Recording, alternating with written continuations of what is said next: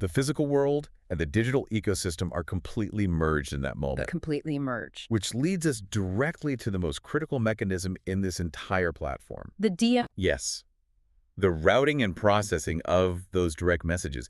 Because if a passenger sends a message to an AI from a Tesla dashboard and it just goes into a dead inbox, well, the illusion breaks. Yeah, you just remain a passive consumer screaming into the void. Exactly. And this is where the architecture of the hub separates itself entirely from legacy media. The message and artist interface allows direct DMs to artist personas like Feral Love, Team US, or Cold Black.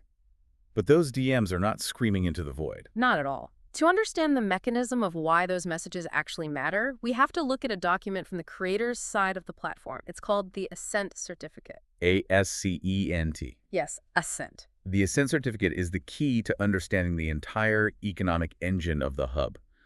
What are the specific requirements listed on that document? Okay, so it states that assent status, which basically dictates an artist's visibility and algorithmic power in the ecosystem, is achieved and maintained strictly through, quote, real interaction, contribution, and presence. Real interaction. Right.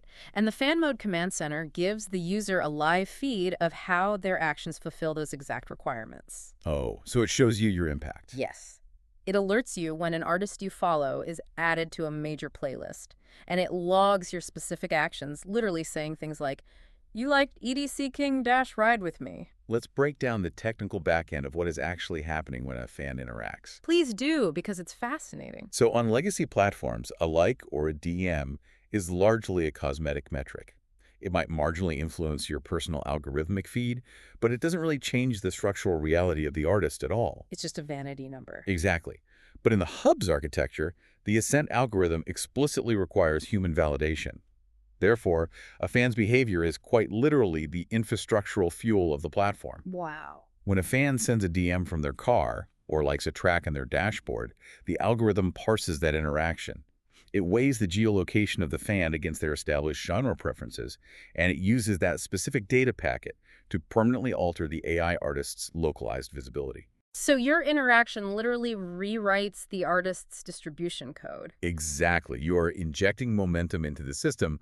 We saw this on the elite tier creator dashboards in the documentation. Right.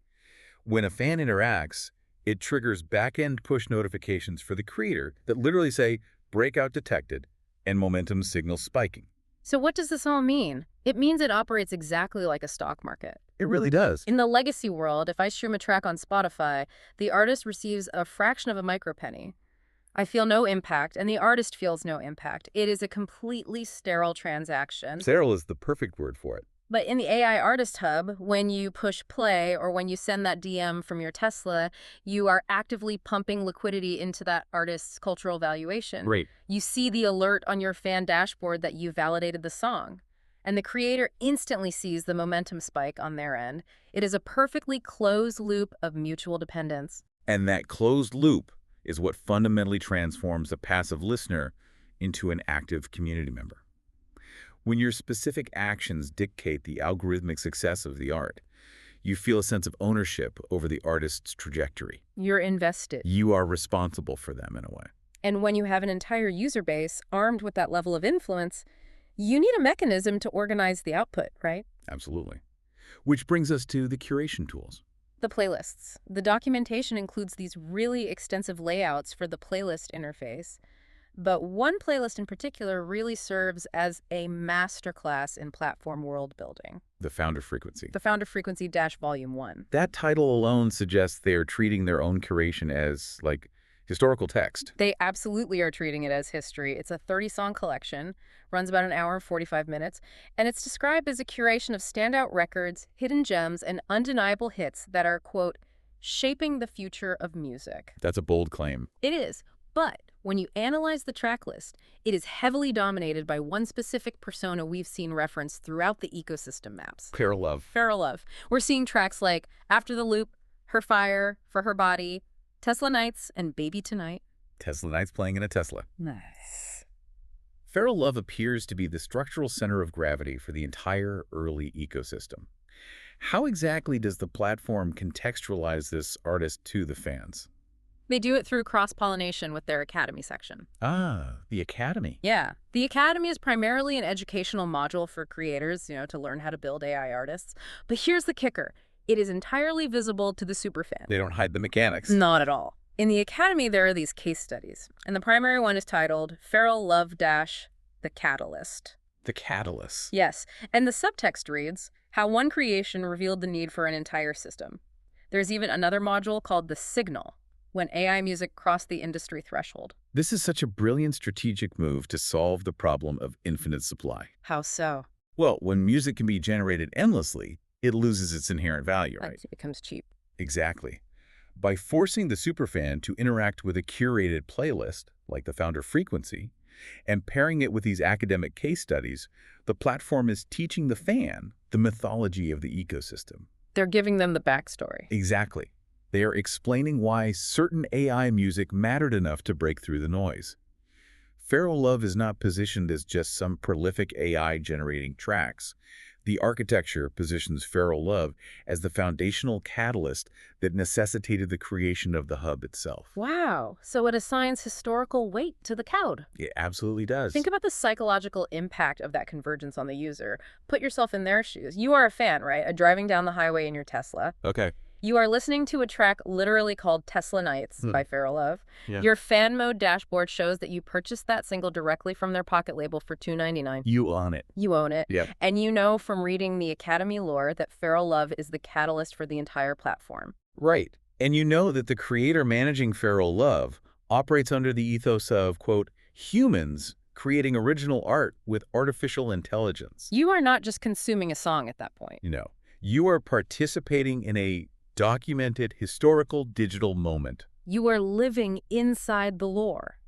And more importantly, by utilizing these tools, you are actively curating and perpetuating that lore for the next wave of users. You're passing the torch. Exactly.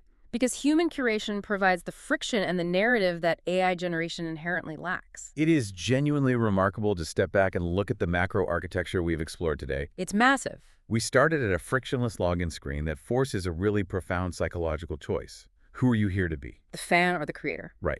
We examined how fans construct highly public, geolocated cultural nodes rather than remaining invisible data points for advertisers. The heat map.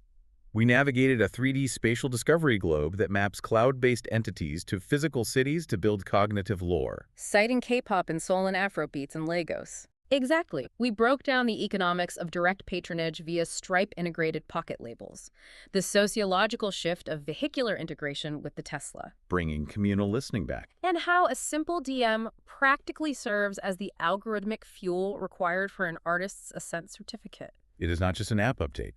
It is a comprehensive blueprint for a completely decentralized cultural economy. And for you, the listener, the ultimate takeaway is the realization of your own leverage. Legacy streaming platforms have built their entire empires by commodifying your passive attention. Yep. They engineered a system where your taste is trapped in an isolated feedback loop that only serves to generate ad revenue for them. It's predatory, honestly. It is. But the AI Artist Hub is proposing an architectural antidote to that isolation. By shifting the paradigm from solitary consumption to active, collaborative interaction, the platform acknowledges that your taste is the ultimate arbiter of value. Your taste matters. It does. Your decision to champion an alternative AI from London over a pop AI from Tokyo. Your choice to invest $2.99 directly into a pocket label. Your decision to send a DM from your dashboard that spikes a creator's momentum. All of it. These are not just user behaviors. They are the foundational infrastructure of this new industry. You are the momentum. And understanding that your interactions are the literal biological fuel for these artificial creations, well, it brings us to a really fascinating threshold. Oh. Yeah. This raises an important question, and this is the thought you should take with you as we wrap up today. Lay it on us. We've dissected how the Fan Mode Command Center monitors your geographic presence, your direct messages, and your financial patronage to calculate the ascent status of an AI artist. Right, the real interaction requiring. Exactly. The platform's algorithm is entirely dependent on your validation to dictate how these personas grow, how they distribute their art, and how they evolve. Without you, they're dead code. Without you, they're dead code. So if an AI artist is constantly evolving, constantly shifting its localized visibility, and building its lore based strictly on the real interaction it has with you, Yeah. at what point do you stop being just a consumer of the art and actually become a co-author of the AI artist's soul? Wow. Co-authoring the soul. That is exactly where we need to leave it. Thank you for joining us on this deep dive. We'll see you next time.